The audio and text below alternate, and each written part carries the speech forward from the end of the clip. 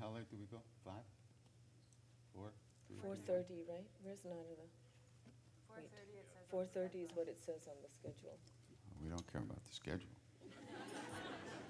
Because the schedule doesn't care about us. By the way, Noah joined us today. Noah hopped up.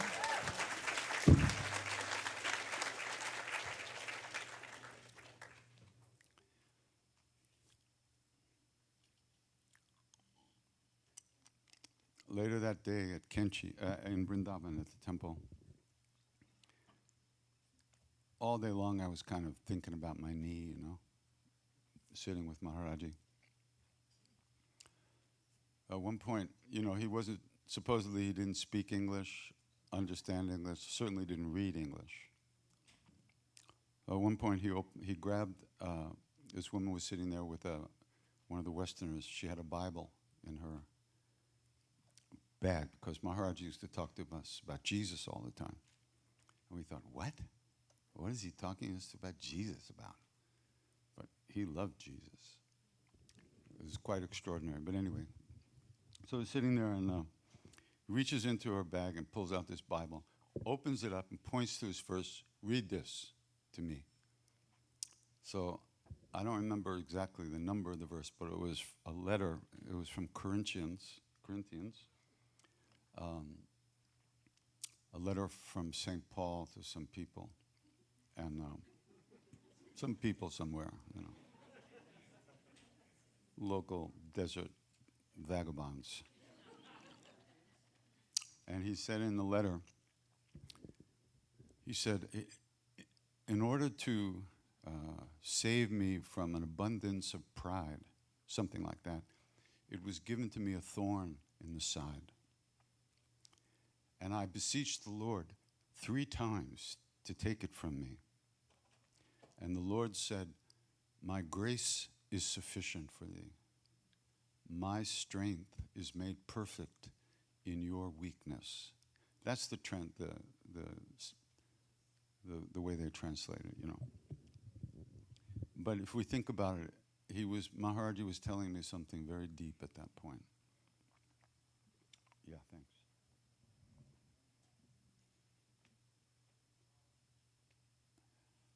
He's talking about surrender.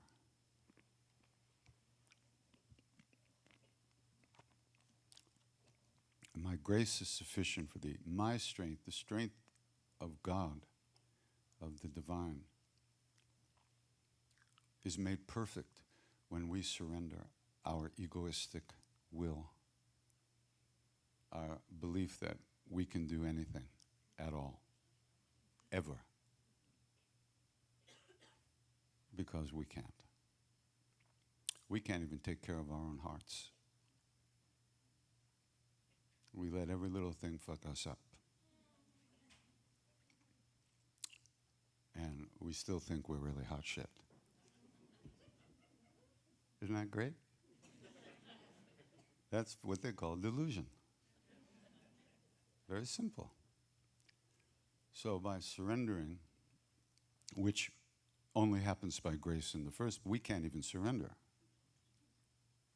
Surrender happens by grace. And grace is grace. Nobody deserves grace. Nobody earns grace. Nobody can make grace happen. That's why they call it grace.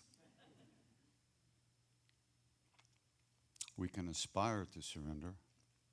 We can keep offering our hearts. But we don't really own our hearts, so we can't offer anything. We can pretend, which we love to do. We think we're really terrific. But we can't even do that. What we can do is spiritual practice. When you chant and you notice you haven't been paying attention for 357 lifetimes, you just come back. That's all you have to do. Because back here is where we really are. Our mind, our thoughts, our emotions, our karmas take us away from here. Here is where it is. The present moment. So that's what Jesus was saying. My grace is sufficient, it's enough.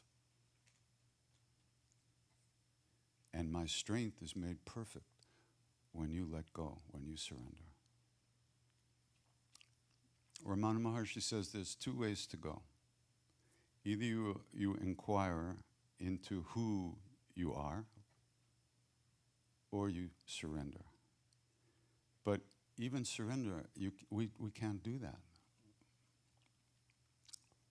But when we do, to the extent that we do surrender, we don't worry.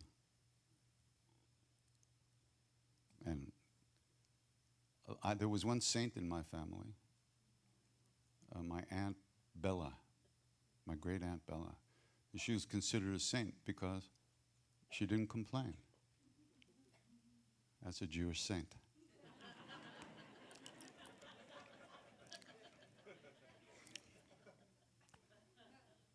We don't worry.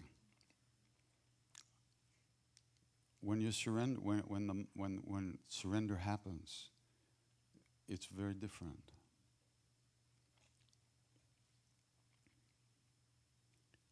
You allow things to be as they are, and we don't react. No reaction happens. But we can't stop. You understand? You can't stop your reactions. You can only witness them as they arise and come back, just like when you're chanting. That's why practice lasts all the time. It's not just when you're sitting down pretending to meditate. It's the rest of the day.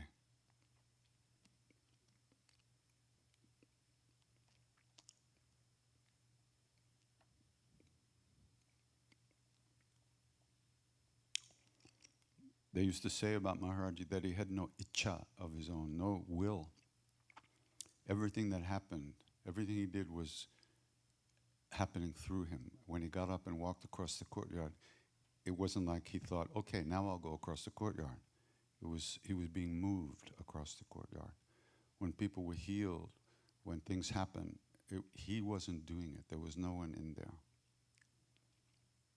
Just like when I was going to kill myself, I was in the middle of a big nervous breakdown, hallucinations, insanity.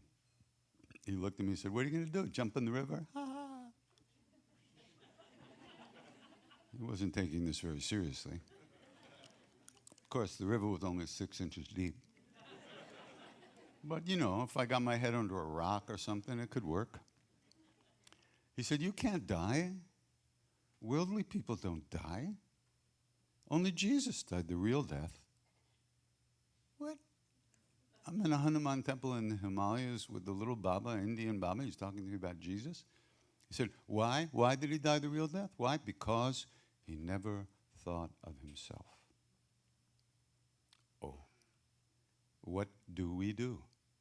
All day long, all life long, all night long, and for life and life to come, all we do is think about ourselves. How am I now? How am I now? Do I have enough of this? Do I have too much of that? Do I have this? Should I look like this? Should I be taller, shorter, fatter, skinnier, dark, light, blank, All we do is think about ourselves. Everything we do refers back to me. Everything. Is this a good meditation? Yeah, it must be good. I'm sitting here. Yeah, right, great. So, but you can't stop thoughts. Where are they? Where do they come from? Where do they go? You can only notice that you're gone and come back. At that moment of noticing you haven't been paying attention is a very, very big moment. It's actually magic because we didn't do that. We were gone, thinking about something else, right? And you're not paying any attention. How did you notice you were thinking about something else? We didn't do that. It happened. And of course, you know that the laws of karma, cause and effect. Nothing can arise without a cause. What could be the cause of waking up? Some action or some karma that was created to wake up in some life or other.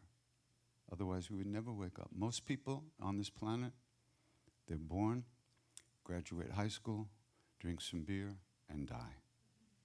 And that's it. They're not here for 1 second of a life. if that's not sad. And that's why the world is the way it is. It's our mind, this world. The minds of all of us.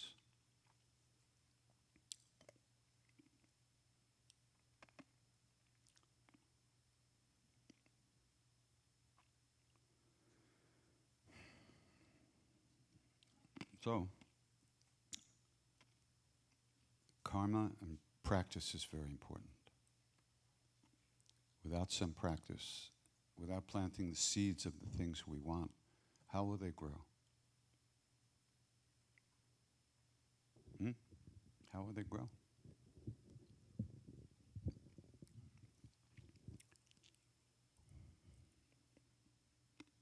They won't.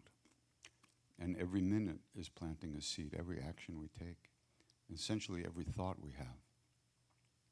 So if we're not planting positive thoughts, thoughts of goodness that bring about goodness and kindness and compassion and caring for ourselves and others, then we're planting something else every second. And those things we plant will grow.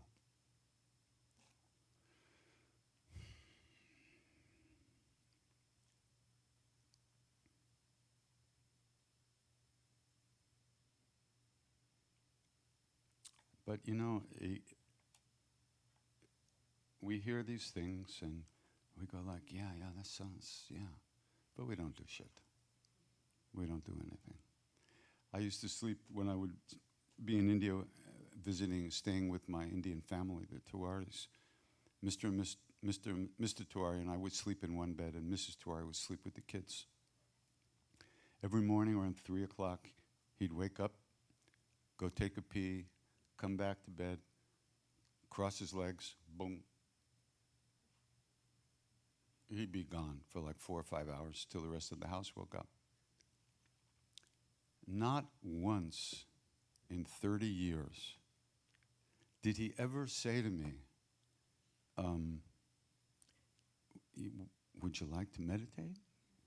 Maybe, you should meditate a little bit? Not once. He let me be just as stupid as I was going to be.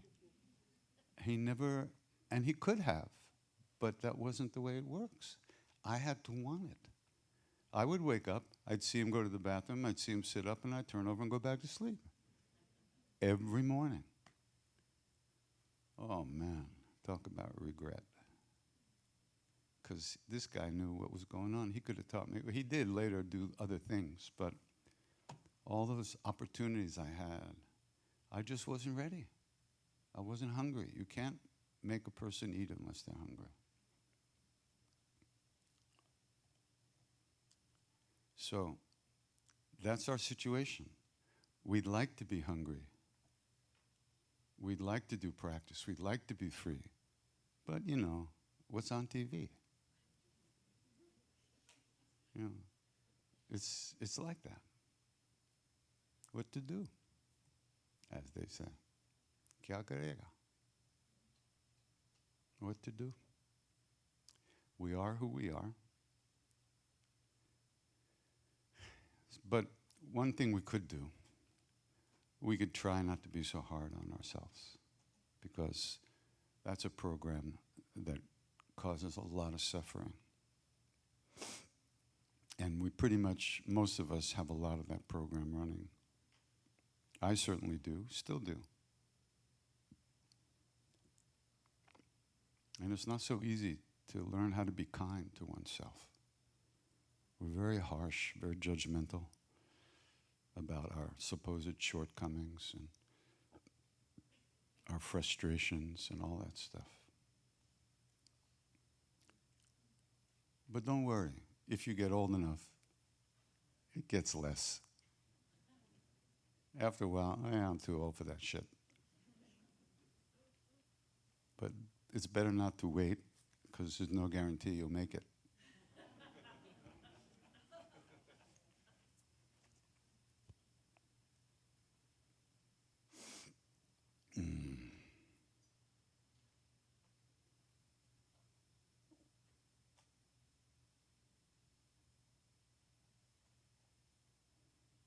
But it's good to kind of see where we're at, to notice it,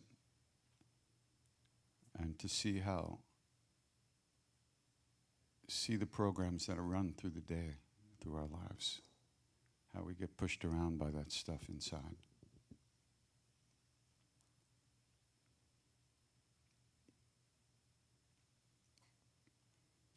But these practices, they purify the mind. They clean the mind flow little by little. And like Maharaji said, even at first you may not have any real devotion. Over time, through the repetition of the name, the mind will become more clear, and eventually you'll really call out. And then the real thing will happen. But he did say, go on, repeat your lying, fake Ram Rams. Because you have to. It's a purification practice. And it brings us back from dreamland eventually. Because we live in dreamland. We live inside of our own little dream, each one of us. And they bump up against, everybody's dreams bump up against each other and kind of, they don't have hard edges. They kind of like melt into each other. We agree that we are who we are. It's too bad it's not true. In my dream, I know who all of you are. I look at you, I see your hair, I see the way you sit, I see this and that, and I think I know you. So essentially, I'm playing your part in my dream. And we do this all day long, all life long.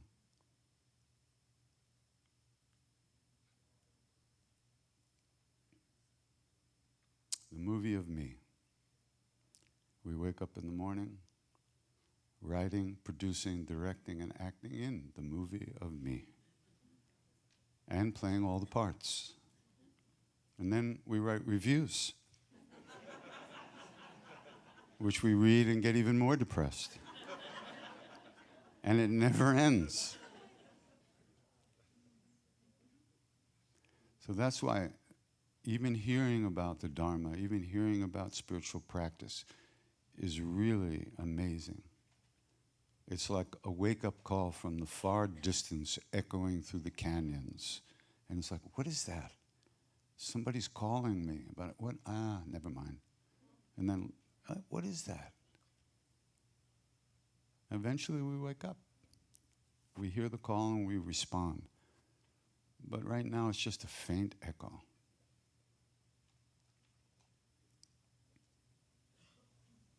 But it's there. That call is always here because it's coming from our own hearts. And when we do practice, we're just moving more deeply into ourself, our true self. These names that we chant are the names, our own true names. They're the names of our own true being, the presence within us, the love that lives within us as who we really are. That's what these names are. So we're calling out our own name, invoking our own presence. And it's all inside, it's not outside.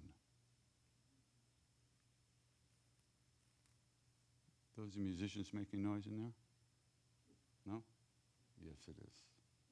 Those miserable people. All right, let's do some Q&A. I'll ask the questions.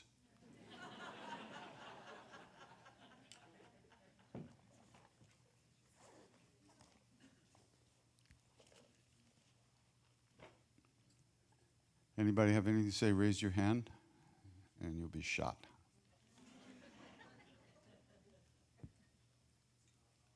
Is this on? This working? Good. No, wait, not first. No. I can't take her first. Come on. You don't want to be first. You know what it's like. Yeah, okay. Every year we go through the same dance, so we'll just wait until we warm up a little bit, okay? I know. It's okay. Maybe she's the only one. We'll have to do it. I'm trying to save you people. Okay, somebody else.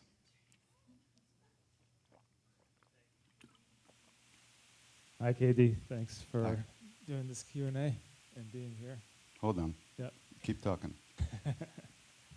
I just have a question about burnout. It's not and- on, Kev.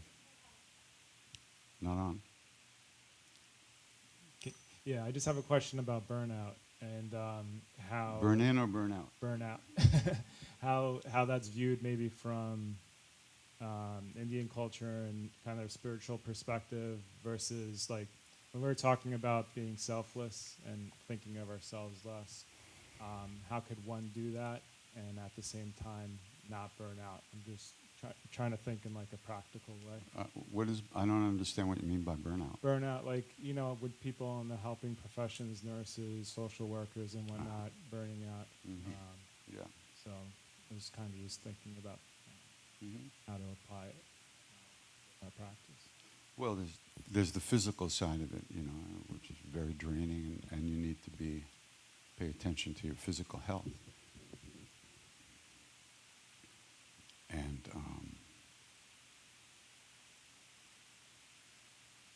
that has a lot to do with what people go through. But dealing with the horror of the things that people go through is very difficult. Very difficult. And one thing you can't ever do and expect an answer is to ask why. No, there's no answer to that question. Not in our framework.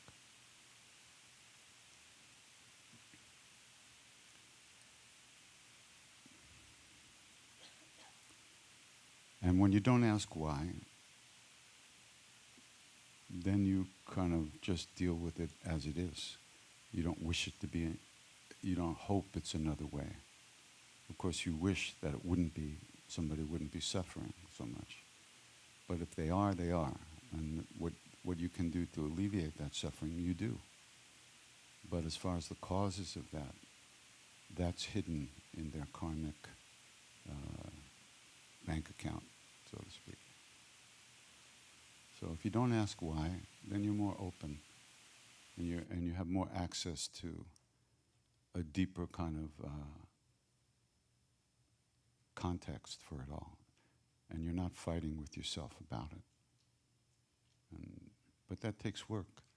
It takes dedication to letting go again and again and again, because we get caught in that stuff all the time. It's very hard to see people suffer.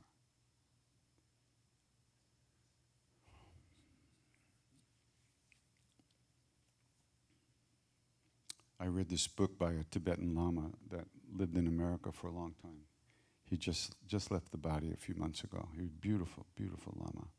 When he was 16 years old in the monastery in Tibet, his guru came to him in the middle of the night and said, "You're coming with me now. You can't say goodbye to your family. You can't say goodbye to anybody. We're leaving right now." And they went out the back door of the monastery and eventually escaped to India. And everyone else was murdered by the Chinese. So, and his guru saved his life. He was a beautiful Lama. He wrote a book.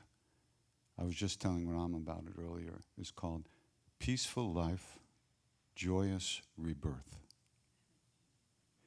And it's about what they call the Delog, D-E-L-O-G. In Tibet, this happens in every culture, but in Tibet they're called Delogs. And what happens, someone dies, and then they come back to life, like 3 days later. And what happens is they go up before the Lord of Death, and the Lord of Death said, wait a minute, you're not supposed to be here for like 30 more years. So, but since you're here, take a look around. See how this is, see how it works, and then go back and tell people.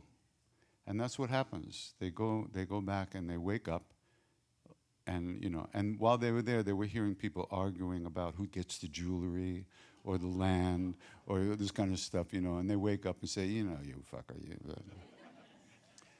But then they leave like housewives, not just yogis, but people in villages, and they come back from these experiences completely different. And they go around and they tell people. So I was reading this book, and he describes a scene where this woman died and came before the Lord of Death, and he had a bunch of attendants, and one of the attendants had a scale. In one hand was white beads, and the other side was black beads. And depending on which way the scale was tilting, this was what dictated where you go, which direction you go when you leave the body. And then there was a ledger of every thought you've ever had. Right. That too. Every single thought, not just everything you've done, but every thought. It blew my mind because there are no secrets. We think we can fool ourselves, and we can, but we can't fool the universe. Everything is known, and every karmic action has a result. Good luck. Good luck. Because we can't, we keep on doing stuff that causes suffering for ourselves and others. We keep doing it, even though we know it's not the thing to do. But don't worry, we have to pay for that. I remember when, and I've told this story many times, back when George W. was president. Remember George W.? The guy they called Big Hat, No Cattle. So I was watching CNN, and they were showing the president flew down to Florida to meet with the first group of widows from the Iraq War, the war that he started because his father had commitments and he had business commitments. He had to do all kinds of things. So he started this war, and he was going down to meet the first group of widows from the army. And they showed him walking down. It was the meeting was in a schoolroom, classroom in a school. And the cameras followed him as he walked down the hall, and he's waving to the camera guys, "Hey, Joe, hey, Frank, yeah, I'm the president," walking down the hall like this. And he walked into the room where these ladies were waiting, and he took one look at them, and he burst out crying like a baby. This was on TV. Crying like a baby. I mean, weeping. It really pissed me off because I couldn't hate him anymore. I couldn't hate him, and I saw everything he did. He was going to suffer. I didn't want to see him suffer. I hated to admit that to myself, but I didn't. But there was no escape. He was going to suffer for causing all that suffering. And there was no way around that. It was horrible. I mean, he didn't want to suffer, but his own actions, being in that position, forced him to do certain things. He essentially had a choice. We all have choices. But he found himself in a situation where he had to make the choice he made. And he was going to burn for that. Just like we burn for the things that we've done and do, and the suffering we cause ourselves and others. But the good part is that the burning is the purification of those karmas. It's the price we pay, but the price gets paid and then it's over. Which is why karma is not evil fate. Karma is the road to freedom. Because if we're here now, it means we're at least somewhat interested in this nonsense.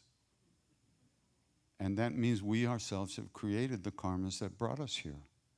And we're hearing this stuff, we're singing, we're chanting, we're meditating, we're doing all that stuff, which is creating more positive karmas and creating a different future than might have been if we weren't here, if we were just at home burning cow meat and drinking beer. Who knows? This might be better. It's iffy. but there's possibility there. So that's why karma is freedom, because every moment, no matter what has arisen in this moment, which we have no control over, what arises now, what comes into this moment, that we have no control over. What we do have some vote over, possibly, is how we live in this moment with that. What vote we get in this moment, which of course influences the next moment. So it's like if you fight the waves, if you try to get in an ocean with big waves and you try to fight those waves and you get knocked down. But if you float in and flow with it, you can get into the ocean. If we fight against our karmas, if we fight against everything, if we hate and get anger and violently react to things, what we create is more of that. But if we find a way to be present with something and notice our reactions, because we can't stop our reactions. They're knee-jerk reactions. Like someone cuts you off in a car, son of, oh yeah, okay.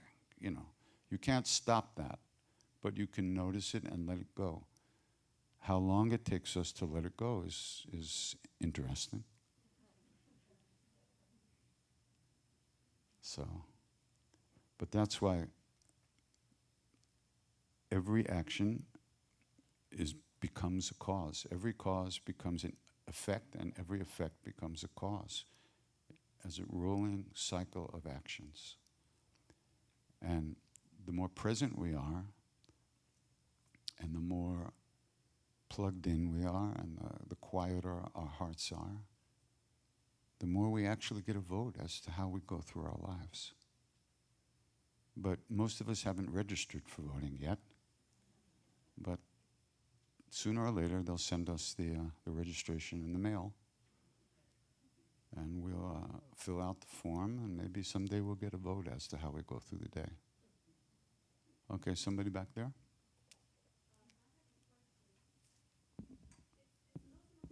Wait. I'm deaf and old. There's a microphone coming. Thank you. I haven't quite formulated the question, but it's about when children are traumatized and things are done to the child, the idea of karma, I can make it say, oh, I must have done something wrong, and I've spent my life trying to believe I was innocent. And so I'd love to hear a bit about how that weaves into what you're talking about. Is that clear enough, or do I need to articulate? Unfortunately, it is, yeah. Okay, thank you.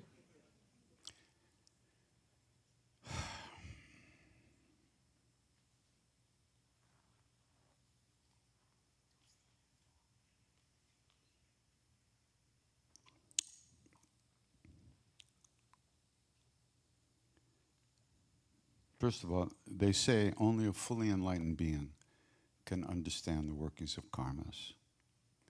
They say that every one of us has been everything to everyone else. We've all been mother, father, friend, lover, sister, brother, enemy to each other through all kinds of millions and millions of lifetimes. That's what they say. They also say that every life you get a little package of karma to work off. Not the whole thing, just a little bit that you can do in one lifetime.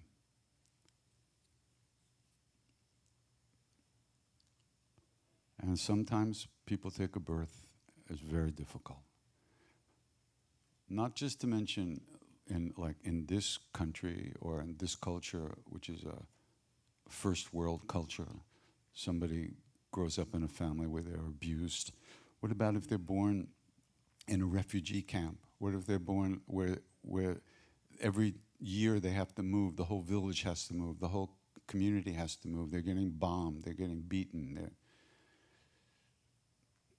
This world sucks. The amount of suffering in this world is unbelievable. the amount of suffering we allow ourselves to see, very small, because we can't deal with it. We can't deal with it. It would destroy us. What you're talking about, who can live with that? Who can see that and live? It's just too much. But it happens. Children are traumatized, children are abused, people are killed in the street. Everywhere you go, it happens everywhere. Well, like I said, one thing we can't do is demand to know why. Because why is beyond our ability to know. It's above our pay grade. The only thing we can do for any other being is to try to keep our hearts open and available and not close off, not have to close off to protect ourselves from the suffering. So why a child is abused, why this happens. Go ahead.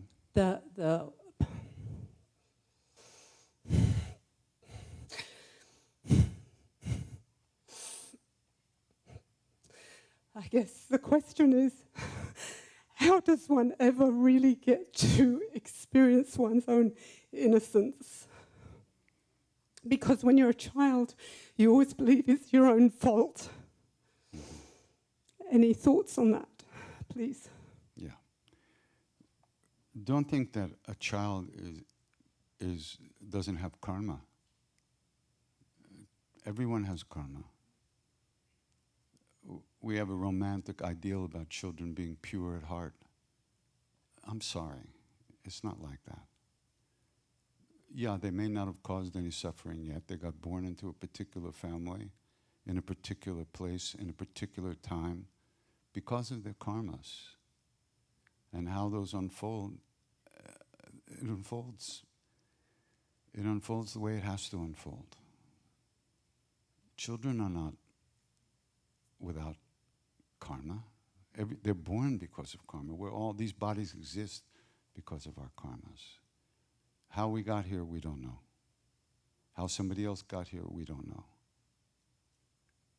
And as far as innocence, that's not the right word.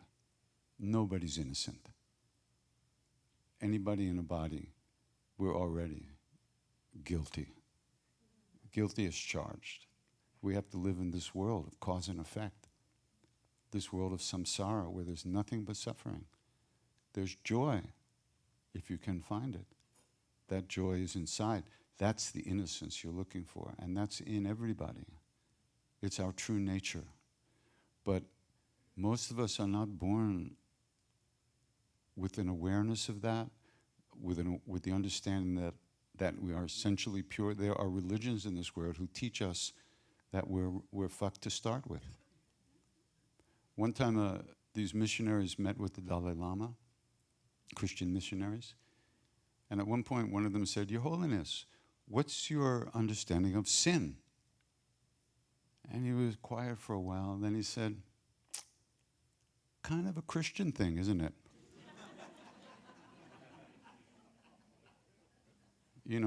The so-called Eastern religions, they don't have there's no original sin.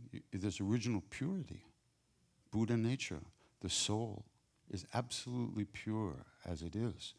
But we've covered it up with our millions of lifetimes of shit. The fact that we're looking and understand there might be a way to uncover that place inside is a big thing. But there's no original sin unless you want to control people. And then you tell them, you're guilty and I can make you pure. I can forgive you. Jesus never said that stuff. For instance, there's a book written by an Aramaic scholar. Aramaic was the language that Jesus spoke, that was spoken at that time. He said, if you were in the crowd that day, listening to Jesus give this sermon, where he says, from an evil tree comes evil fruit, and from a righteous tree comes righteous fruit, which is the King James Version. said, if you were in the crowd that day as an Aramaic-speaking person listening to Jesus who was speaking Aramaic, what you would have heard was, from a ripe tree comes ripe fruit. From an unripe tree comes unripe fruit. There was no good and evil. They did that later to control you. And for instance, there's all kinds of things like that. Like there's a beautiful book called The Unvarnished New Testament. And it's a translation from the Greek. The Greek was written down 100 years after Jesus. One of the first ones written down. And the word, what's later translated as Holy Spirit, Spirit which is up in the sky, it's not in the body, right? It's up somewhere else, is actually holy breath. Where is the breath? It's in the body. It connects us to life. It's a whole other way of seeing, which is what he was talking about. When Maharaji asked us, he used to tease us, says, who's Hanuman? Who's Hanuman? We gave him all this, the normal answers. Oh, he's the perfect servant, the servant of Ram. Nay, he said, he's the breath of Ram. The breath. The breath. So, we've been so programmed, unknowingly, born into this world, in these cultures at these times. The things we believe, we don't even know we believe them. And most of us, we believe that we're not enough as we are. Already we have that. Because our parents, what did our parents know? What did my grandparents know? So we've absorbed all that stuff. And our self-hatred and self-loathing and lack of self-kindness and love, that's what we carry around with us. And it colors everything.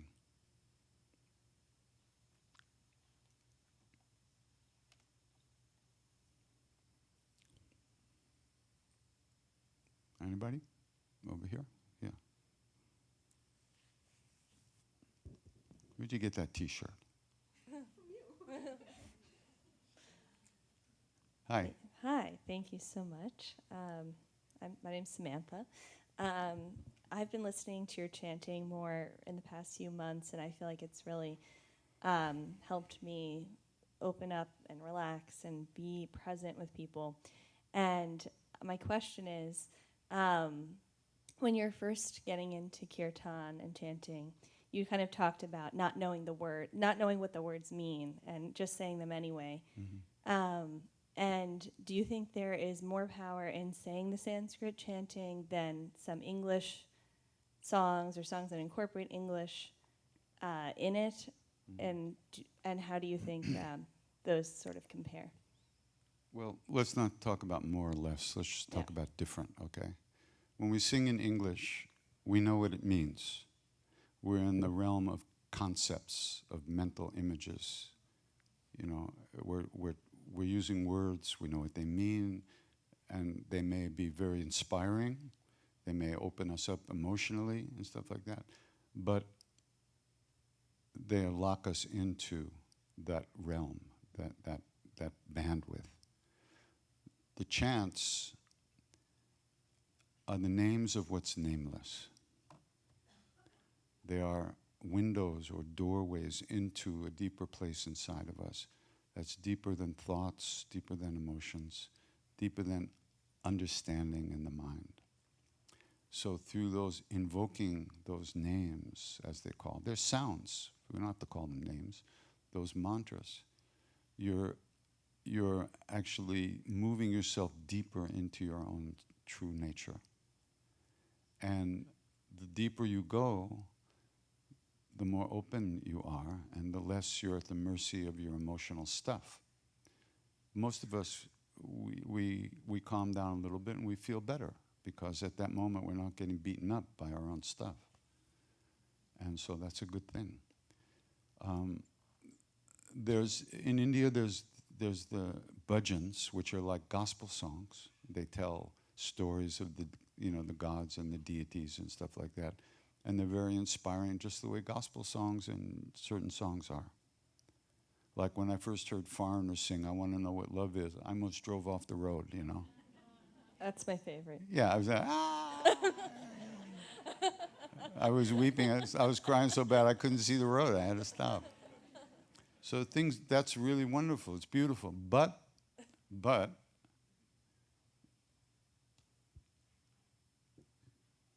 did it free me?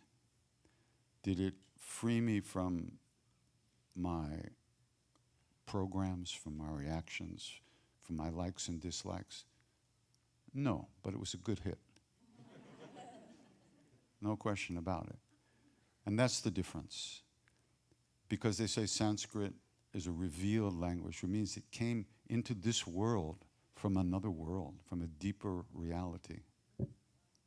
And it was brought here by beings who came from that reality, who were not locked into this little narrow bandwidth which we call the world, where we live most of the time. Thank you. But it's not that you can understand those things. It's nice there's nice stories, but when it comes down to practice, you're either here or you're not. And all that stuff is not. But the name is here. And Maharaji said, through the repetition of the name, everything is accomplished. So, but name is a big thing. Name, it's a real mystery, that's for sure.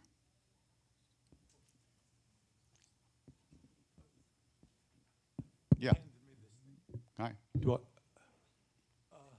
Just a quick question. When you're not being Krishna Das, I'm how being do you. Shut up. how do you, and you're not being me, how do you have fun? None of your business.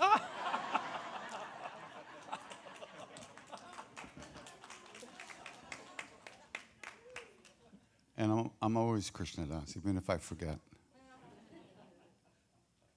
And this is my fun. This is the most fun I can have, chanting and hanging out with people and talking about this stuff.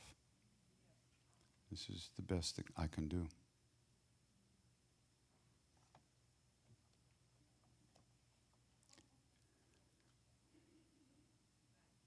Yeah, okay, her turn. Get ready, everybody, take a deep breath. I'm just teasing. I love this lady so much. We've been doing this every year for like It's true. 20 years here. Well, only 12. 12? Okay. Feels like Well, no, thousands. but minus 5. But first of all, really, thank you for making me wait, because the 2 questions that you took and your responses have just hit the nail on the head from my life since I last saw you. 5 years. My grandsons went from being 12 and 13 to being 17 and 18. From being sweet little boys to criminals. Yeah. Yeah. I mean, literally. Yeah. You're right. In one case. How did I know? And now I have custody of the younger guy that I was telling you about yesterday. Yeah. And I mean, I got to tell you, a person my age living with teenage boys does not work well. But for me, I think it's working okay for him. But I have had probably the worst 5 years of my life since last I saw you, and now I have no sangam. Is that the word? What we are here? Yes, I have none of that. So I'm totally on my own, spiritually, and I'm losing track of like who I am in some way. Might be a good thing. Yeah, well, it's not new, actually. I feel like Alice in Wonderland. We're all mad here, But that wasn't what I was going to ask you about. Okay. I just wanted to thank you for making me wait, because it really meant a lot to me to hear all that. But that being said, I've waited 2 years to ask you this question, just so you know. It was in one of your, I think it was your last online Chai and Chat. In 2022. Really? It's been that long since I did one of those? I think so, because I was trying to tune into all of them. And someone who was participating was trying to get some clarity on love. Because it's a word that, it's one word, but it has so many meanings in actuality. We don't have enough ways to express what it can mean.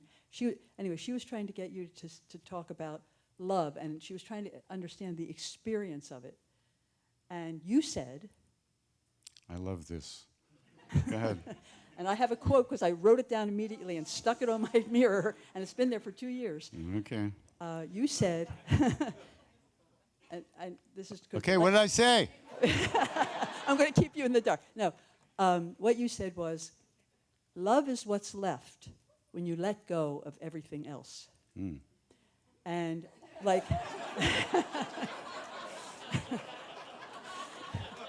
it's true. And it good. really like clicked in my head. It's like, oh, of course, you know. So I wrote it down and stuck it on my mirror. It's still there. But then I started to think, well, No, don't think. No, don't. yeah, but You once have, said, what's left when you let go of everything else? That's what you got. Right. That's the part you have to remember. That's not- exactly, not that's the- right. Because what I'm trying to figure out, what I started Oh, to yeah, think, yeah, what I started okay. to think about was, what's everything else? Like, is that, like, do I throw away my grandsons? Do I become unattached to, do I give away my dog? Or do I let go of my fear, my worry, what is the everything else? Letting go, first of all, doesn't mean pushing away. It means letting it be as it is and not trying to change it or demand clarity when there is none. Well, well, well,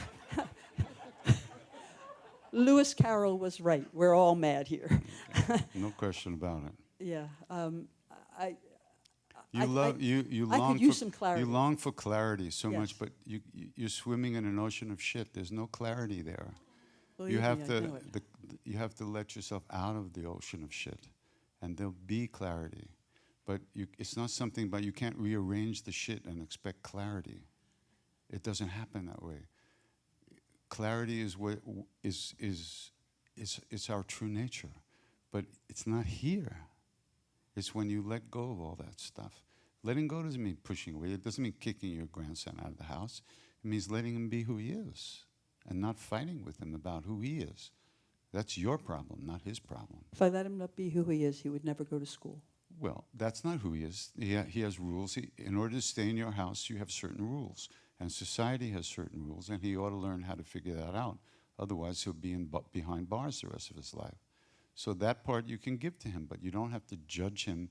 Your job is to provide him with some,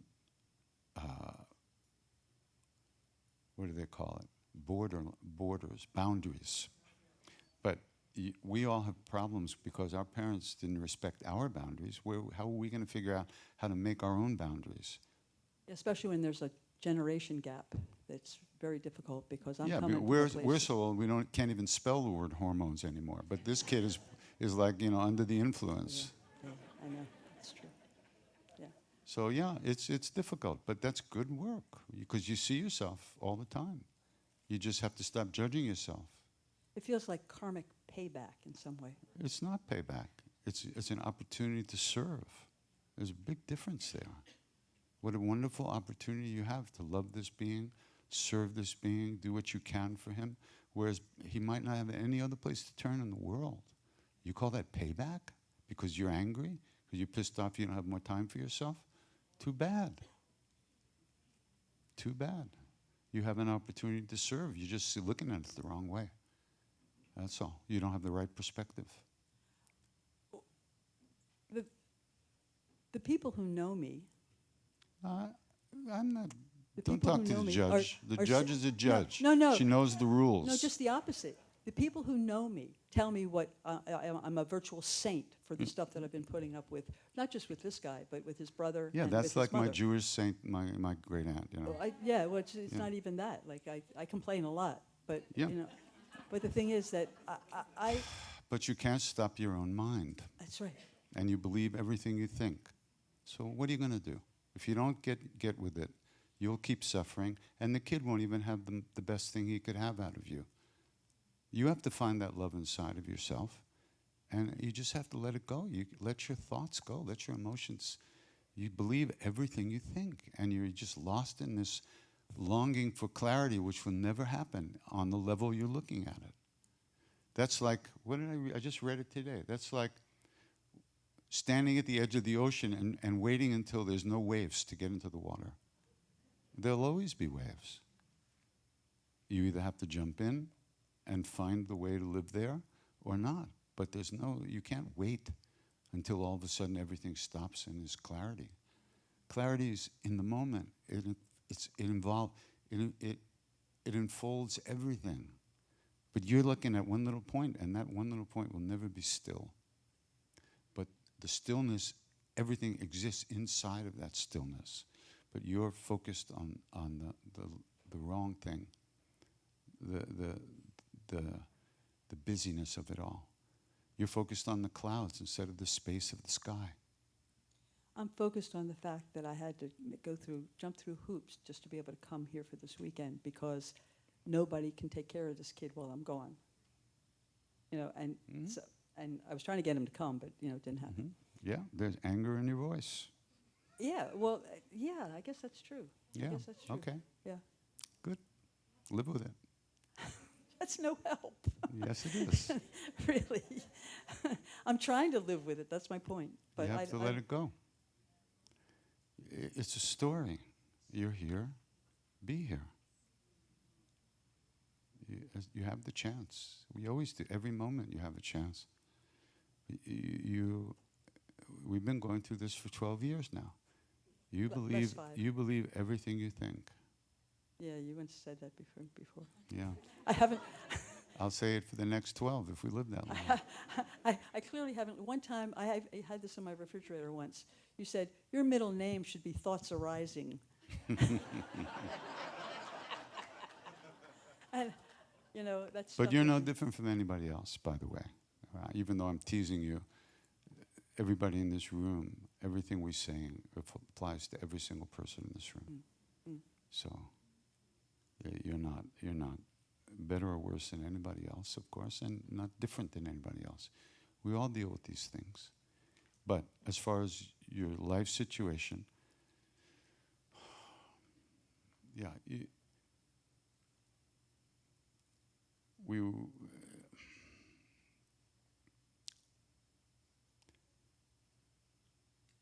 can resist it, but on the other hand, you have an opportunity to serve another human being. You're just kind of looking at it the wrong way. And it's very hard to surrender into that because you have to give up your righteousness and your sense of right and wrong and the way we see ourselves and all that stuff. But there's somebody who needs somebody, and you're that. That's who you are at this point, part of who you are. And you're fighting that, and it's not only hurting you, it's hurting him. Because the vibe will change the minute you surrender into it. The vibe will change. He may not change that much in the moment, but the vibe will change. The feeling of how your interactions will change. There won't be that edge on everything, that resistance and that anger underlying everything. Not that it's there all the time, and not that you're different than anybody else. In fact, you're probably dealing with this better than most people would. Just the fact that you let the kid be there is amazing already. A lot of people would just say, fuck off, I don't have anything to do with you. I feel so helpless. He's literally twice my size. He what? He's literally twice my size, and I feel really helpless. Yeah, but you're stronger than he is. He's just a kid. You can control the vibe, but you have to wake up and you have to surrender into it and own it. You have to own the situation. This is not a mistake. There are no mistakes. There are no mistakes. Period. That's the absolute bottom line. Now, do I know that with every being in my no, I don't know that. But anybody you ask who does know, that's what they say.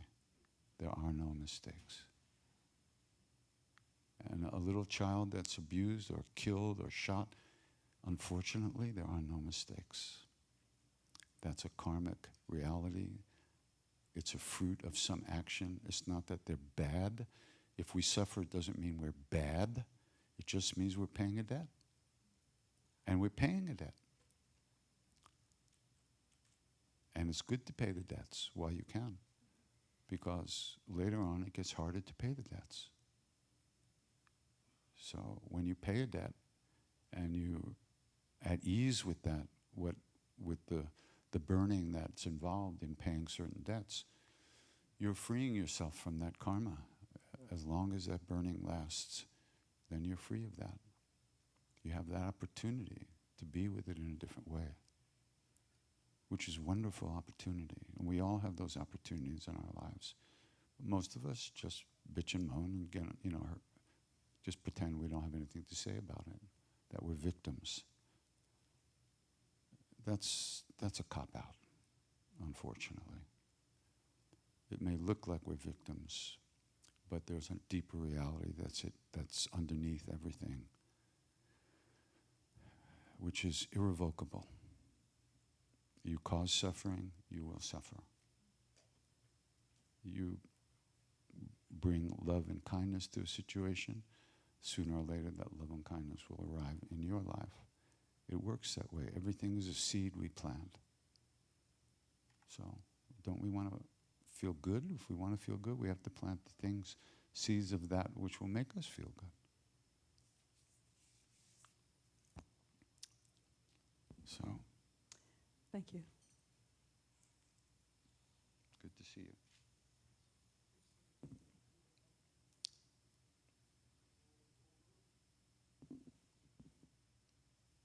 Hey. Hi. You mentioned chai and chat. My son, Oscar, who was just sleeping here and got walked out, he took his first steps. We were live with you. It was like your first chai and chat. Uh-huh. And we were tuning in from at the time, our apartment in Venice Beach. And it was our turn to ask our question. And my question to you was like, how do you have a sadhana being a new parent? And before you could answer, Oscar took his first steps. And I was like, wait a second. And it was such a, so. Cool. And then your response was, you don't, and he's going to break your harmonium, and all has come to fruition. But he loves Kirtan, and he's a big fan of yours, so we're glad to be here. That's great. My question, though, for you is, how do you tell the difference between ego mind and intuition? The voice in your head, or when you're seeking an answer. I'll go to my pendulum, the I Ching, my tarot deck, That's your you mind. name it. That's a your psychic. mind going to those places. And then, but the response is like, is that great Yeah, spirit? yeah. Is that ego mind? I just, intuition versus ego mind. How do I know? When you do, you do.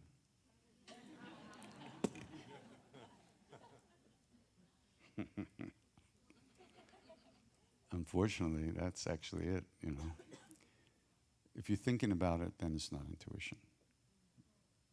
Intuition just means inner knowing. It's a knowing. It's when you know something. Like, do you love your kid? Do you have to think about it? No. Then there's no question, then it's not mind stuff. People, I think that's the one thing that is really actually the whole spiritual path, is learning how to trust oneself. I'm not even going to call it intuition, because then there's a label on it, and you say, oh yeah, intuition's that. No. It's a knowing, that's all. When you know, you know you know. Like, you know who you are. You're not confusing with the person next to you. You know who you are. You're you. Nobody has to tell you. You don't have to think about it. It's a gut knowing. But we're not in touch with that most of the time. We're too busy. We move too fast.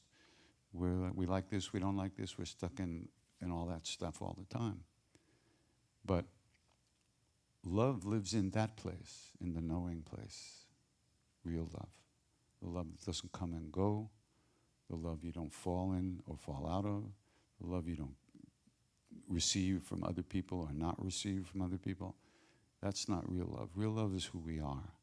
And that's why it's so important to learn how to trust one's self, one's knowing. And sometimes you just have to really stop and talk yourself down. Okay, What is this? What do I want to do? Do I really want that? Well, no. But then that's different than acting on something. Sometimes it's very difficult to act on what you know is really the best, is what you want, for instance, because there are other people involved. There's life situations involved. That's what we call relationships. Totally fucked. Because then you have to think about other people, what do they want? And especially most people are not locked into their own real knowing, so they're very difficult to deal with. They want this now, they don't want that now. They want this. That's life, But that's not this. This you can have always, regardless of what's going on out there, regardless of what people are doing or not doing, giving or not giving, being or not being. We have our hearts. We're just not looking in the right place yet. Or let's say we're not looking the right way yet. We're not feeling it the right way yet. That's something that we can develop, that is developed as we get used to not believing everything we think or feel emotionally. But we don't even know we're doing that until you start to calm down. Once you start to calm down a little bit, you notice when you're getting pulled out of that place of being. Most of us spend all our time out of not being, not in being, not in the love, not in that presence. I shouldn't use the word love because there's too many images with that word. Let's just say being and presence. Most of the time we're not aware of that, but it's always here because we're always here. And no matter where you go, if you say, where am I? The answer is here. You could be in a plane, you'll be here. You can be here and you'll be here. You can be in Los Angeles and you'll be here. And that's something that most of the time right now is just a word. And because when we're chanting or we notice we've been thinking, so we come back to the sound, but then we're gone again. We're hardly here for a second. But every time we come back, it gets a little deeper. A little deeper. It takes a million times coming back until we can really feel what it really means to be here and to feel good about ourselves, to be present and to be at ease with ourselves and with other people. And how can you be at ease with other people when you don't want them to be somebody else? When you don't need them to be other than who they are? Then everybody's at ease, except them. They can be crazy. Who gives a shit? As long as I'm at ease with who you are, you're fine, I'm fine. And that's not easy to do. That's not easy to do. Because we're in reaction mode all the time. We're like ping pong balls, back and forth, all life long. We never get a break. And nobody's going to give us a break either, by the way. We have to find a break ourselves, which is why we're here, basically. How to give ourselves a break. Right now, we're not out there creating many negative karmas. We're not robbing banks. We're not doing all kinds of things right now, and that's good. But we also can go deeper. But it takes a little bit of regular practice every day, unfortunately. Every day.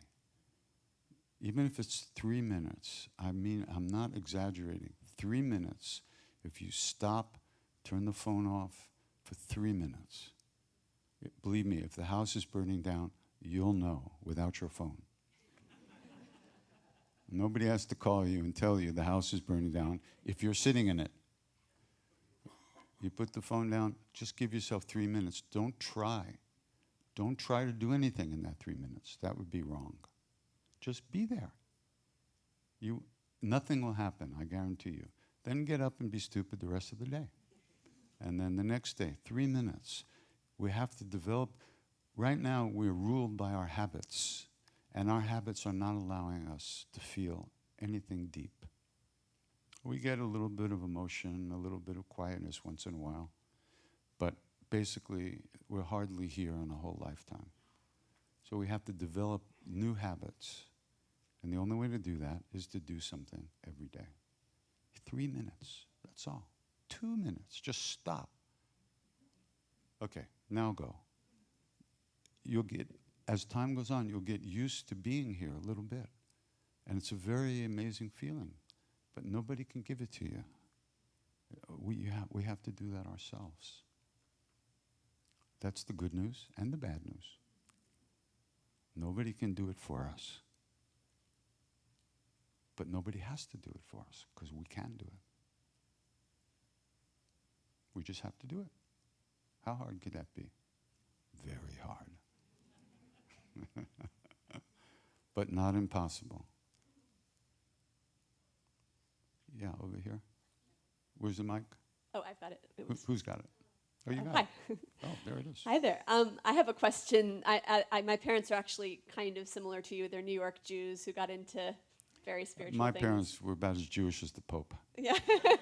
No, but my parents, raised me with meditation and yoga. I grew up in a community where everyone practiced transcendental meditation, and we learned Sorry to Sanskrit. hear that. Yeah. So, yeah, well, it was wonderful. But my question is, so I have children now myself who are 13 and 11, and I was raised so immersed in all this, and for me, most of it stuck. I definitely rebelled in my own ways, and some of my friends really rebelled. And now that I find myself just raising kids in Washington, D.C., I don't want to err too much into the other direction where I'm not so much not wanting to push spiritual stuff on them that I barely even talk about it. My dad will meditate a few minutes, just like you said, with them in the mornings. They live near us. But I'm just curious, since I know you've raised a daughter, as someone who was so full on in the 70s, and then you had a kid of your own, do you have any advice for parents about what the right way is to transmit this to the next generation?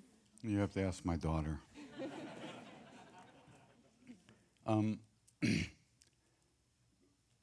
If they know that you love them, that will give them the strength to find their own love. You can't make them do anything. But if they know that you love them, if they feel that, no matter what they do, then they'll know where it is as they get older.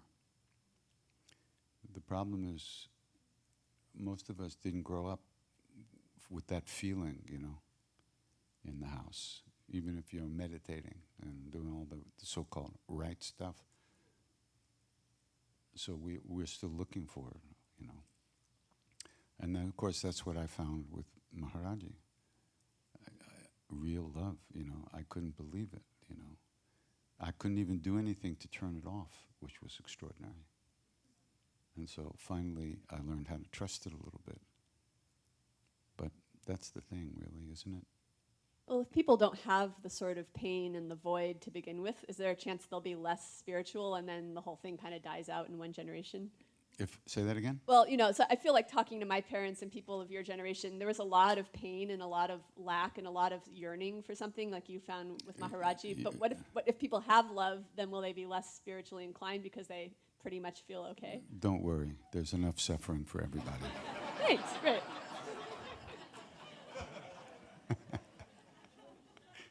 There's no lack of suffering. Don't trust it.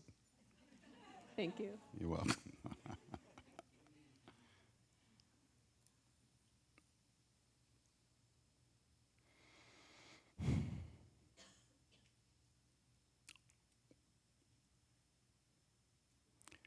Yeah, it's really hard to trust, to learn how to trust. I don't know if you ever really learn how to trust. I think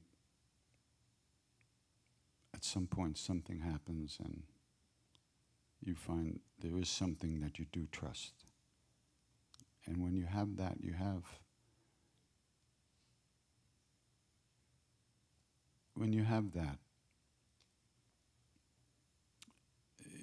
the tree is already cut. It's just waiting for the wind to come blow it over. But we don't trust. We don't have that kind of trust. We don't trust ourselves to do the right things. We don't trust ourselves to be worthy of love. We don't trust ourselves. We are afraid of our minds. We don't know how to be alone. keep filling up the minutes with bullshit all day long. All day long. You know, you get notifications every 3 seconds, every time somebody murders somebody. Oh, another one. How do you expect to calm down if we, you know?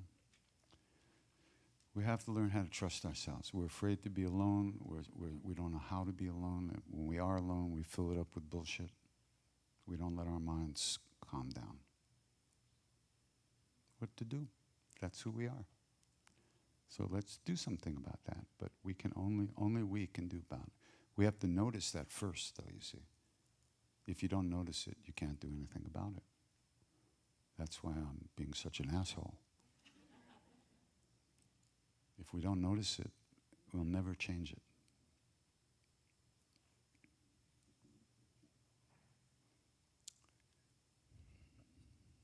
Somebody over there? Yeah? You can pass it down now.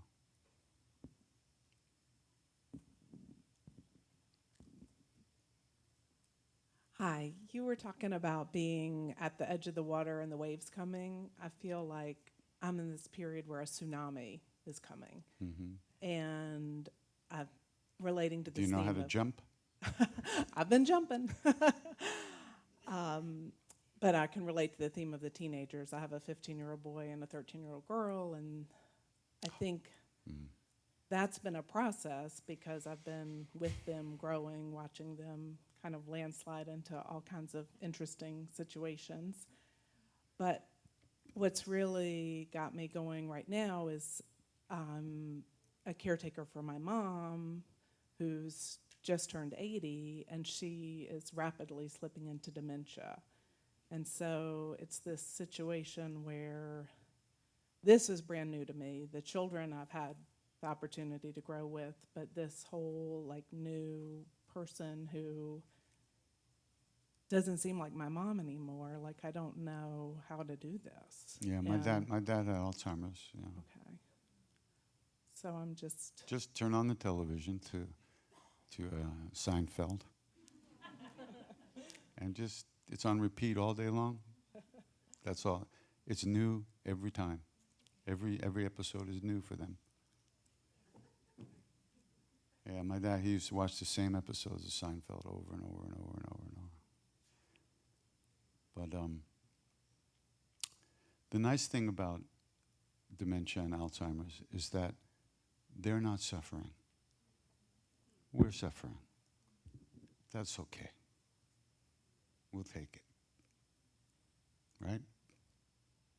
That's good.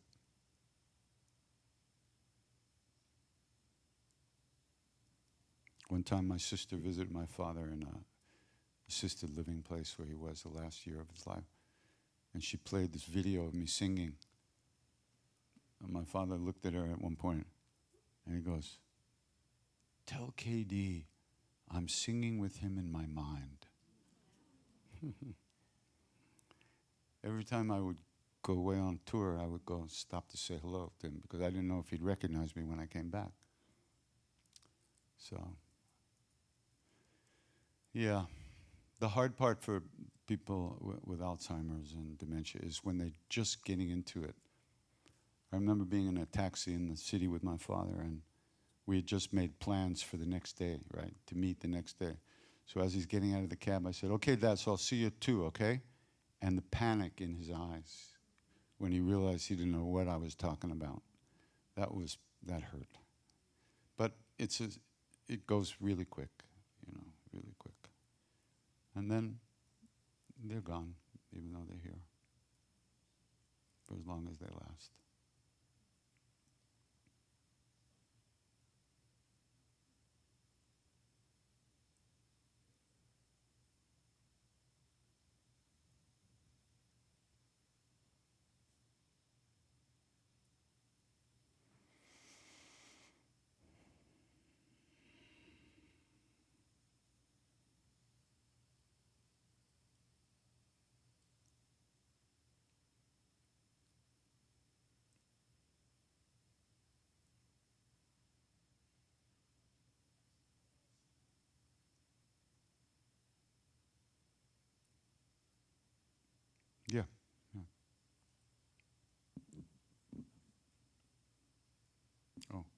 Somebody else had? No?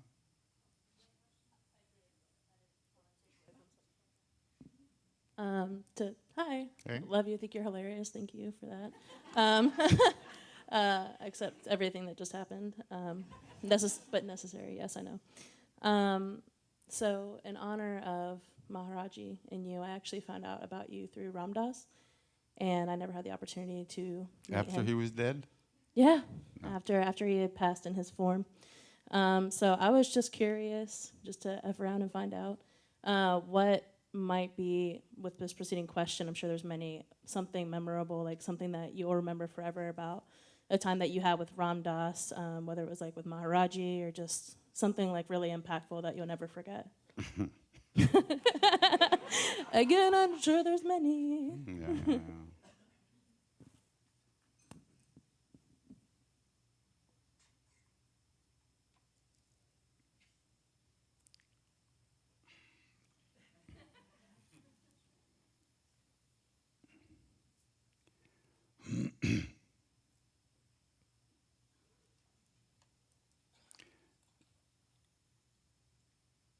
Ram Dass and I knew each other for over 50 years. I met him in the winter of 68, 69. When I walked into the room where he was sitting, I had heard about him from some friends, just that there was this guy. So I went up to see him. And when I walked into the room where he was sitting, without a word being spoken, he was sitting in the corner of the room, leaning up against the wall, on the floor, sitting quietly. When I walked into that room, as I walked into that room, I knew, I was struck, and I knew that whatever it was I was looking for was real. And it was in the world. And you could find it. That was just 1 second, one split second. And that was the beginning, really, of the rest of my life. I was already doing, yoga and meditating, pretending to meditate, of course. But that was the first real thing I experienced. And that was really big. And then, of course, I thought it was him. And then that started a whole series of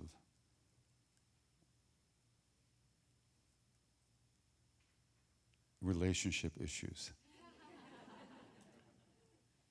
Because at that time in his life, he was still in a position where he could enjoy the attention. Even though he knew it was all coming from Maharaji, he still would enjoy the attention. But over years that changed, because he could be such an asshole. Oh my God. It's like hard to believe. The thing, we used to fight, and really the few years before his stroke, we hardly saw each other. And then I went to see him after the stroke, and we had such a great time together. And we became really, really close after that.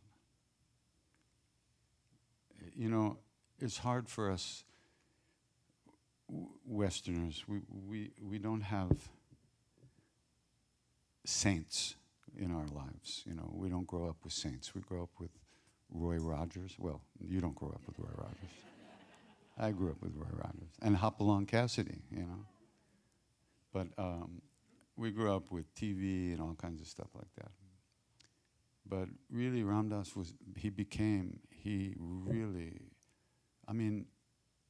we talk about surrender before, right? So here's a guy who was all over the world giving lectures to thousands of people, pretty much one of the forerunners of the psychedelic movement and the spiritual movement and all this. And now he's in a wheelchair and he can't wipe his own ass. And he can't feed himself. And he can't turn himself in bed. And he can't do anything for himself. He can't even speak. This guy who gave lectures for hours and hours and hours, he can't even speak hardly. So that might destroy somebody. It would. I stub my toe in the morning and the next week is ruined. But he actually, he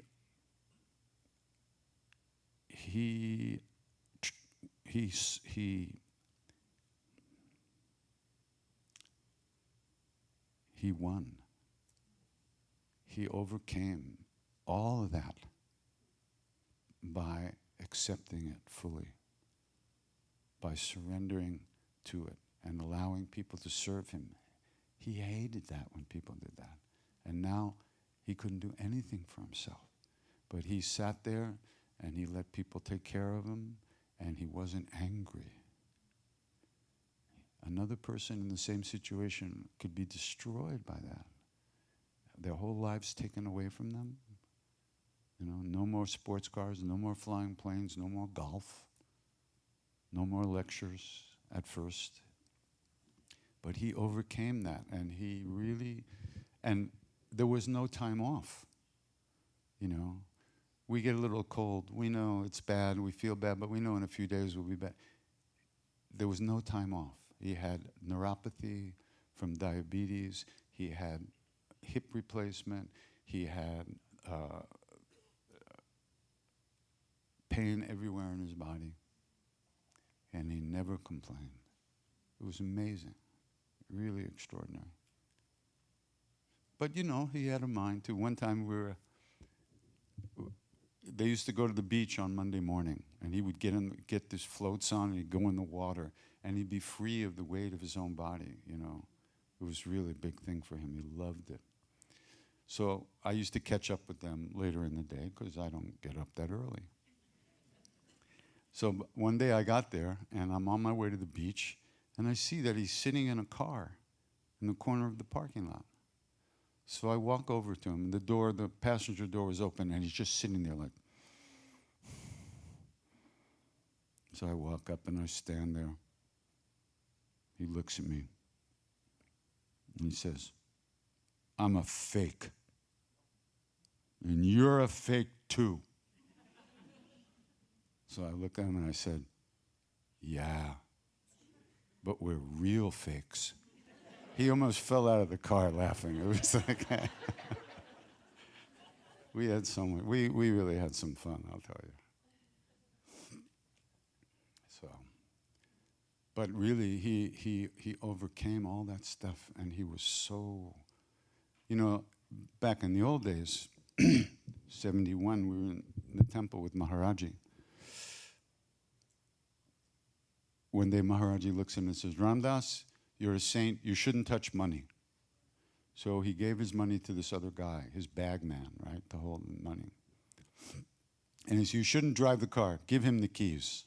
I got the keys. In fact, my name for about a year was Driver. Everybody else had Indian names. Driver, that was my name. So he no longer could drive the Volkswagen bus, so he had to take the local bus to the temple. And he couldn't buy his own ticket. Somebody had to buy a ticket for him, the guy with his money.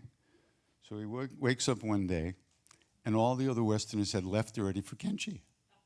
And he had no money. He couldn't buy a ticket on the bus. He had to walk over the mountains to the temple. And he was pissed. Oh, he was just the whole way, he was like raging. It's about a 4-hour walk. He walks into the courtyard of the temple, and all the Westerners are on one side of the courtyard. Maharaji was having us fed, right? So he walks into the temple, and the guy he hated the most in the group, I won't tell you who he was. It wasn't me. I didn't have that honor. That particular guy gets up and hands Ramdas a plate of food. And Maharaji's sitting right there. Ramdas takes the food and throws it in the guy's face. Maharaji goes, "Ramdas, something wrong?" "Come here." This means come in India, and this means go. It's different, backwards. So Ramdas comes and sits down. He says, "What's wrong?" Ramdas says, "I can't stand impurities in other people or in myself." So Maharaji looks him up and down. He says, "I don't see any impurities." Ramdas starts to cry. Maharaji says, "Ramdas, love everyone and tell the truth. Ram Dass said, "The truth is, I don't love everyone."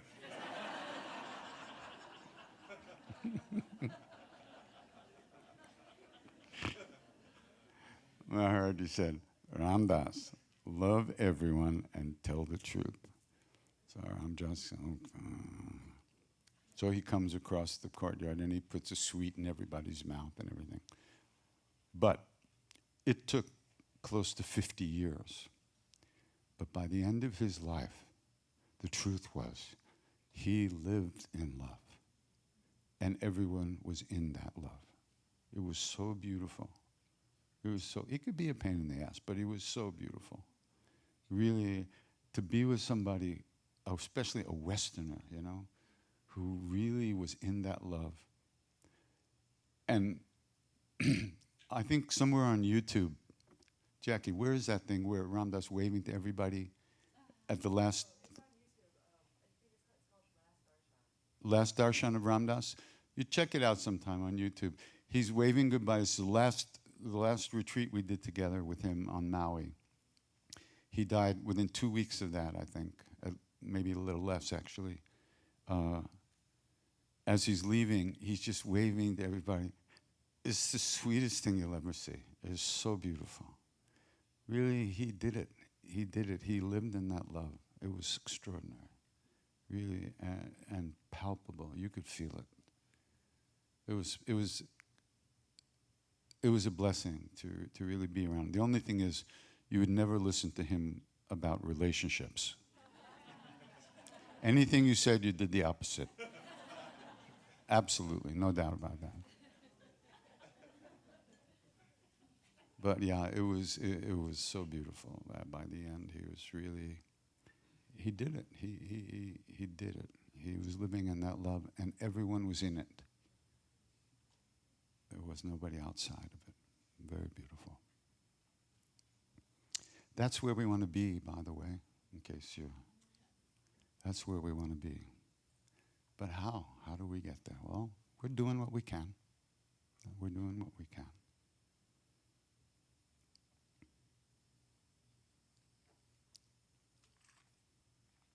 Yeah, over here. Yeah, raise your hand so she can see you. Give her 5 rupees. So, how did you know Maharaji was the real thing? How do I know you're asking me the question? Same way. You just know. And I got lucky. He is. Because, we're very needy, we Westerners. Anybody who pets us on the head and tells us we're good little boys and girls, we'll give them anything. Especially our own ideas of right and wrong. And that's called a cult. Luckily, that wasn't Maharaji. He never wanted any, he never took anything from us. He never insisted we all wear the same clothes. He didn't even expect us to like each other. He knew how we were. Some of us hated it. The Western, And if somebody got in between me and his feet, forget it. I'd kill him. Get out of the way. So, but he let us in the room where love lives, and we didn't have to do anything. We didn't have to change. We didn't have to behave. We didn't have to be good. We were just in that love. So, present tense, not past tense.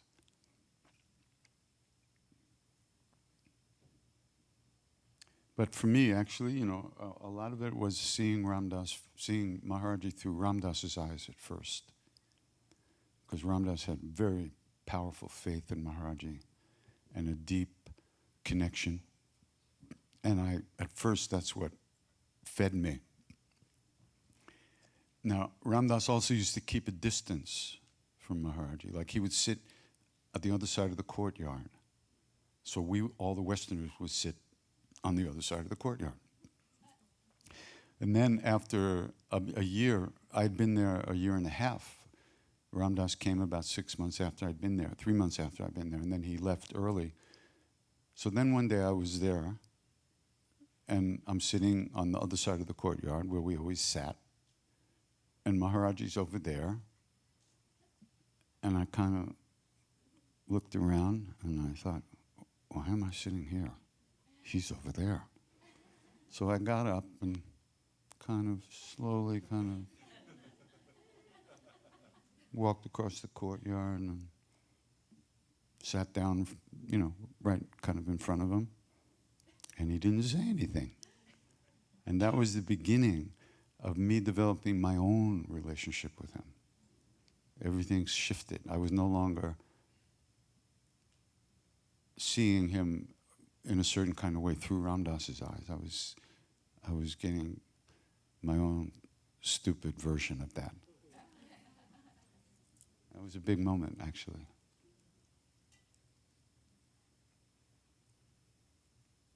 Yeah.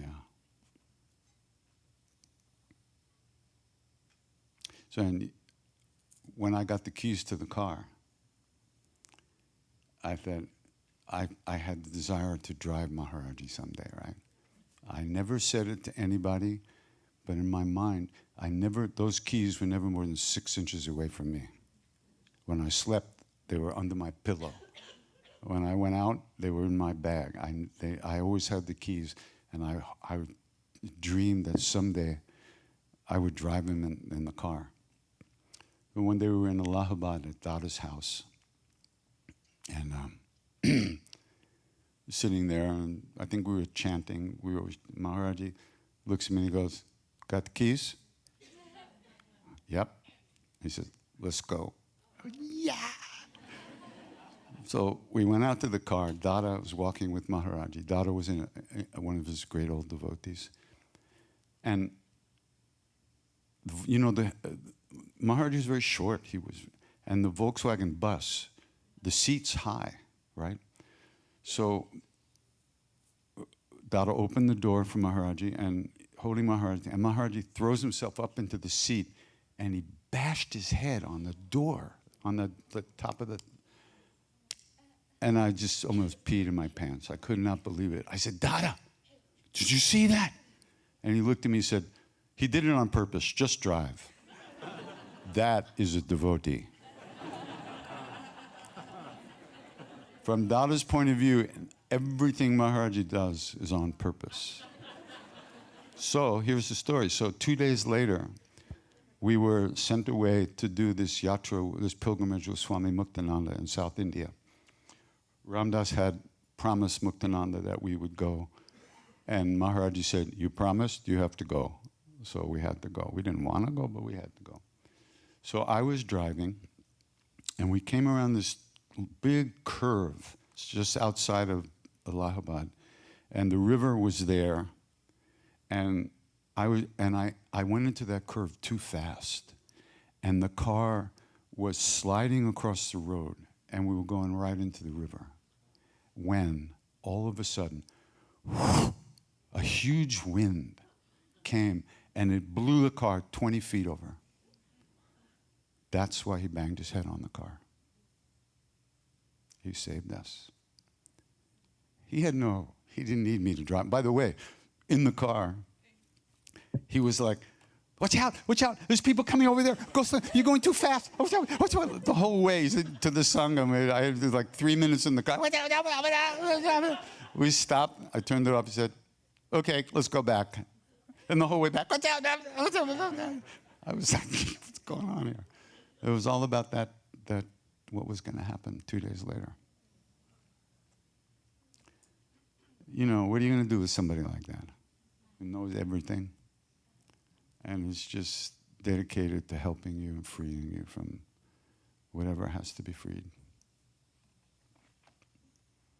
Yeah, something? Whatever. Will you tell this story?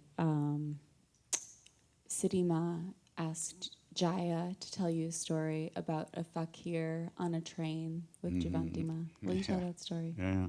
So in 1995, I went to the temple. Well, I'll tell you the short version. But I was having a really hard time. I had started singing with people, but I had quit. And I started singing with people in 94. And in the spring of '95, I quit. And long story, but anyhow. So I was in the temple, and I asked to speak to Siddhima. Siddhima was Maharaji's great disciple, and she was there for maybe 30 years. More than that, right? He left in '73, she left in 2018, so that's what, 35 years. She took care of the temples and all the devotees, and she was so kind to the Westerners. It was really wonderful. She's a great saint. Anyhow, so I asked to talk to her, and I said, Mom, I'm having a very hard time. And so she told her disciple, Maharaji's disciple Jaya, to tell me this story. And there's a book about Siddhima written by Jaya. It's a very beautiful book, and I recommend it if you want to read it. It's beautiful, wonderful book. So the story goes that she was up, Siddhima, another lady named Jivantima, who was also very close with Maharaji, were up in Rishikesh. And they had plans to go down to Chennai from Delhi on a train. And they had 40 reservations for all the devotees to go together on this train.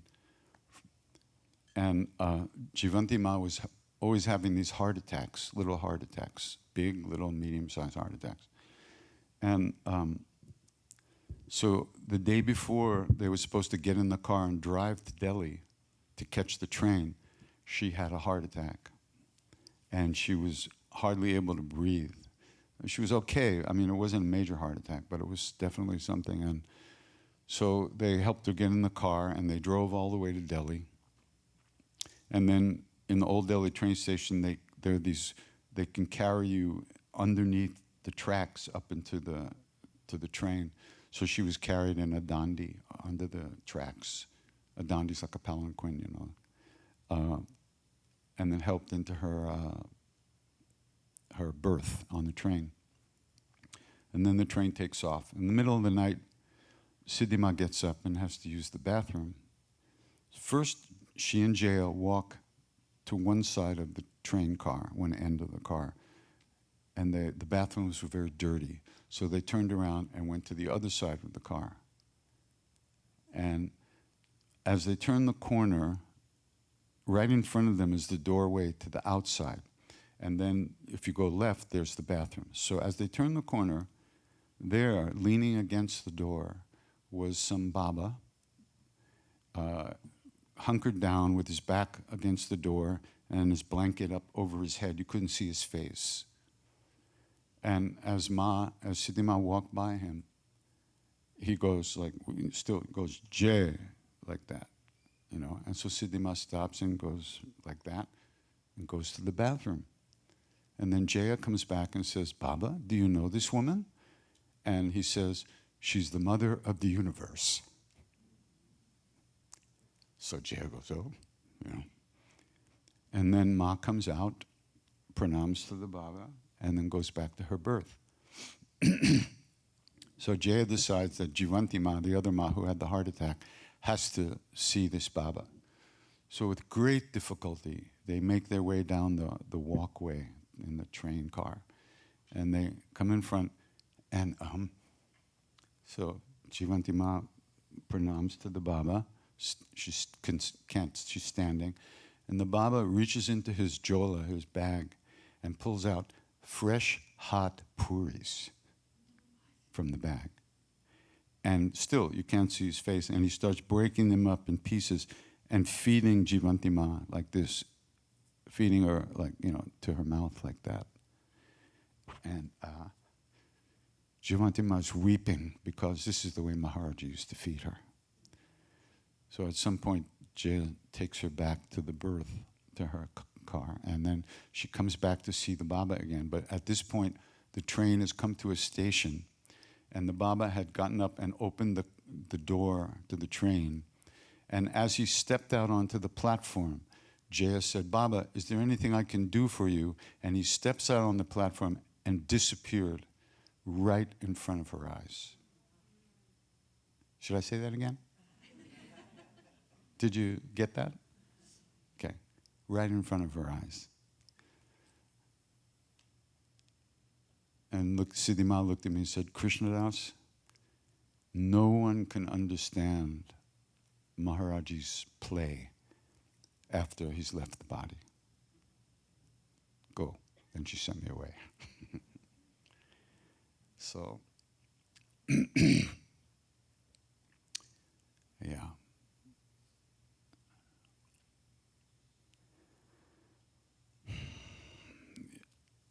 We're so limited in what we allow our minds to experience. Our filters are up, our walls are up, our minds are overactive and locked into a very narrow bandwidth. So, when these great beings say, I am here, I am with you, I will always be with you. When you think of me, I am there. Once I take your hand, I never let go, even when you let go of mine. When they say these things, they mean it.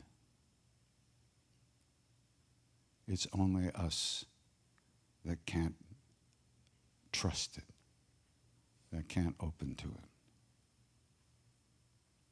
But that's the truth. We're just lost. So let's get found, okay? That's why we're here. And when we find ourselves, we'll find everything.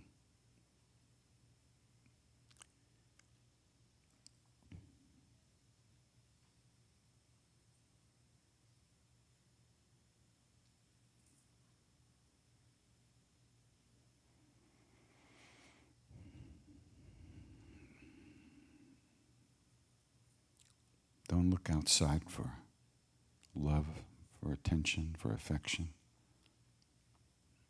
Everything we need is within us. All we have to do is uncover it.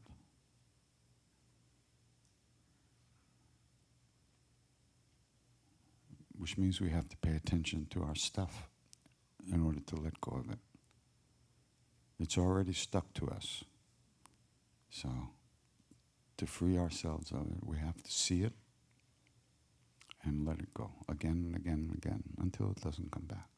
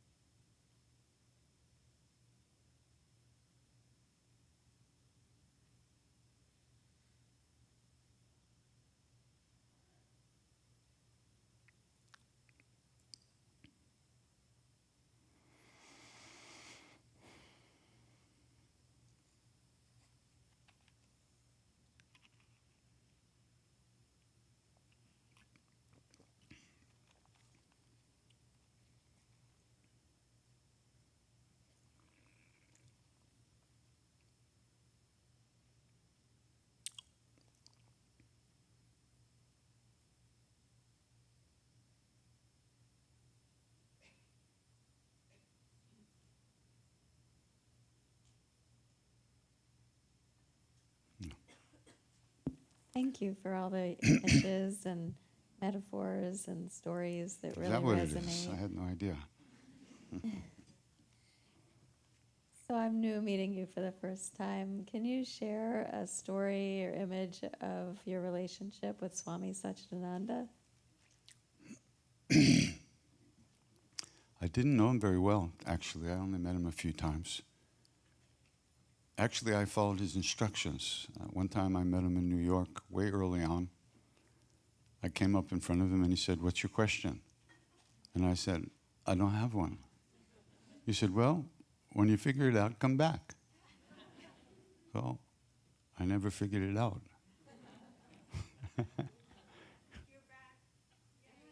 I'm back, yeah. And then when I first came here,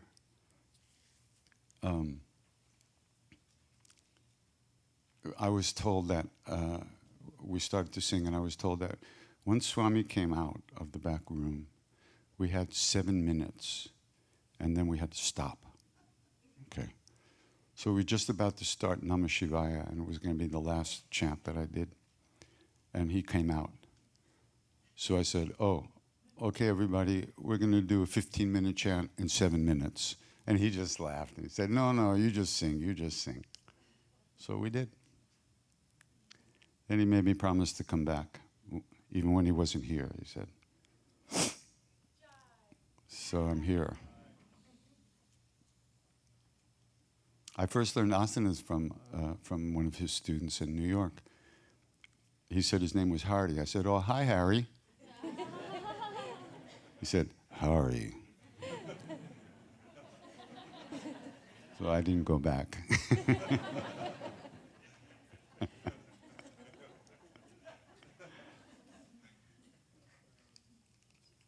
Yeah. And actually, Swami Satchidananda had a guru brother named Swami Chitananda, who many of you might know. And I forget what year it was. It might have been 1969, spring maybe. Swami Satchidananda was staying at Ananda Ashram in upstate New York. Was it 69? Maybe. Somebody might know. But around that time, 69 probably. And he was doing like a day-long something. So I went because I lived nearby. And at the end, he was giving a lecture outside, and it was like on a hill. And so I was sitting with other people outside, and there was another Swami sitting with him, with shaven, short hair and very skinny, very austere looking, I remember. So Swami Satchidananda gave his talk, and then he used to end his talks with that Hari Om, So he ended the talk, and I was waiting for the Hari Om, but instead, that other guy went, Shri Ram Jai Ram Jai Jai, like this, and my whole body just went, ah, like this. Whoa. I was just like, but I didn't know anybody there, so I didn't know who it was. I didn't have, So I left. And 2 years later, let's see, the spring of '72, I'm living in the temple with Maharaji. And a car pulls up, and a bunch of swamis get out of the car, and they come into the temple, and they go right into Maharaji's room, which was a little bit unusual. And they go in, and all of a sudden, then I hear, Shri Ram Jai, the same Shri Ram Jai Ram. I said, what is this? Who is this? It was Swami Chitananda. So I first heard, and he was very close with Maharaji. And in fact, they told me that it was Maharaji who leaned on him to accept the leadership of the Divine Life Society in Rishikesh, Swami Shivananda's place. He wanted to go off, after Swami Chitananda died, he wanted to run off to the jungle, but they made him stay. So, and he had been singing to Maharaji for many years, because they knew each other a long time. So I first heard Sri Ram Jai Ram from Swami Chitananda, who'd been singing it to Maharaji for years. How's that? Pretty cool. And then I've been as many years later, Swami Chitananda had an attendant whose name was Swami Vimalananda, who just was, I loved so much, and he was very kind to me. We became very close, and for maybe the last 10 years of his life, we were very, very close. He went through cancer and all kinds of things, and I saw him the last time I was in India. I think it was 2018 at Shivananda Ashram, and he looked at me. He used to call me Krishna Das Maharaj. That's what he called me. Yeah, he said, Krishna Das Maharaj, this is the last time we'll be meeting in these bodies. And it was.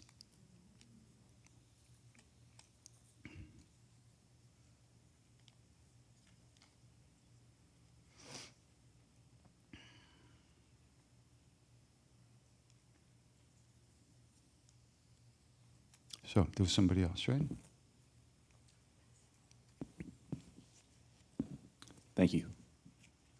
Do you have any advice to someone who is trying to build a Kirtan community, particularly somebody who doesn't have a musical background and in a location where that community doesn't exist? Don't quit your day job. Yeah.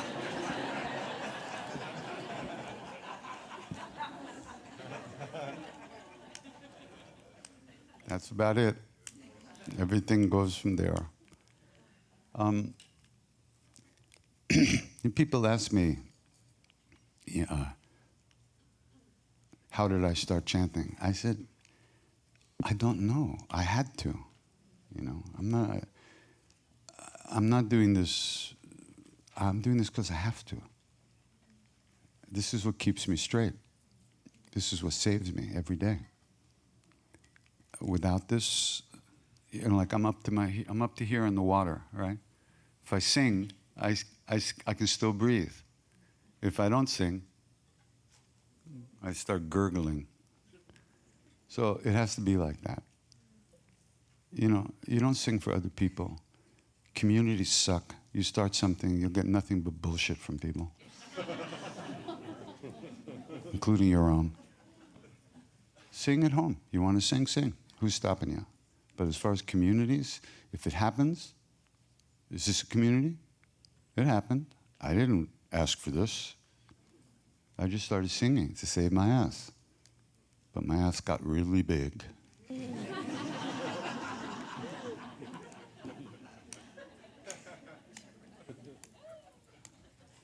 So you sing from your heart to your heart. Anything else is not only a waste of time, but dangerous for you. It's not for other people. It's not for fame. It's not for a job. It's not for self-expression. It's to find out who you are. Nothing else. So if that's why you're doing it, do it. If that's not why you're doing it, figure it out. This is spiritual practice. It's not music. It's not entertainment.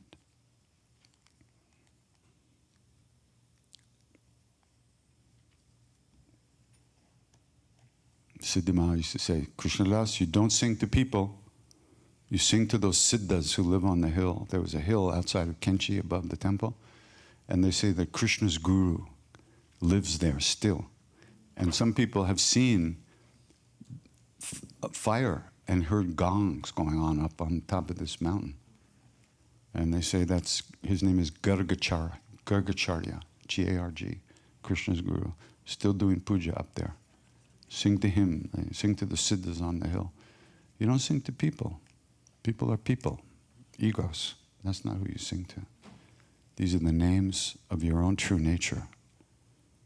Find out what that is.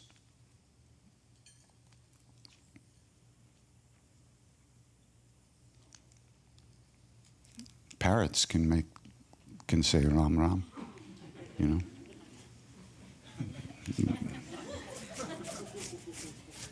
But,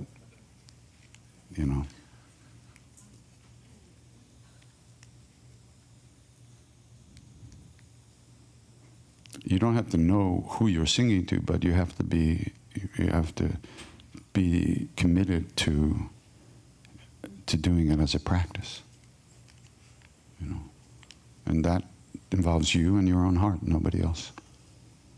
Although, in my case, I was in my room, in New York, and I was very, very depressed.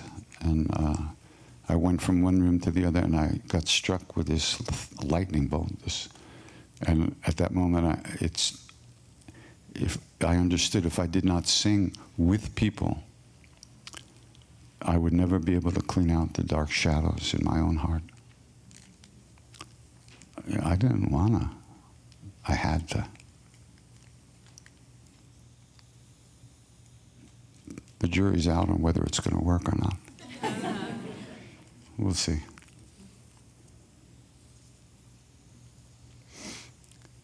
Okay. Anybody else? We got tomorrow, right? We're doing this again tomorrow? Oh, yeah, here. And then even Monday morning we're doing this. What the fuck? I'm sorry.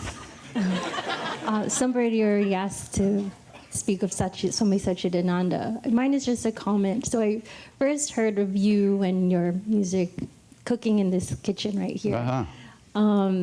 So during the pandemic, we played your music every day while we were prepping lunch. Mm-hmm. But after a few months, your CDs just disappeared. Somebody hid them. Somebody hid them? I would hate to be that person in their next life. They'll be buried by CDs. What to do? Okay, we'll see you later, huh?